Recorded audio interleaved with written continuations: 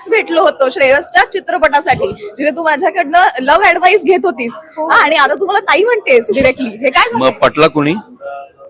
नाही नको ना. लव्ह ऍडवाइस घेतलं मी विचारतोय. नेहा प्रभूचा जो कोण बॉयफ्रेंड असेल त्याने डंका हरी नामाचा हा चित्रपट जाऊन चित्रपटगृहात पाहावा, ही पहिली विनंती. पुढे तू माझं सुसाट नाटक पाहिलंस त्याबद्दल आहे. Thank you so much.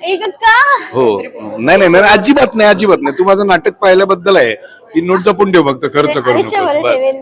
Thank you so much. कारण ते मला असं वाटतं माझं आतापर्यंत केलेलं सर्वोत्तम नाटक आहे. अनफॉर्च्युनेटली चाललं नाही, पण ते उत्तम नाटक होतं. हा हा हा. तू प्रश्न फार चांगला विचारलास की ही वाट बघण्याची प्रक्रिया पण फार कधी कधी त्रासदायक असते.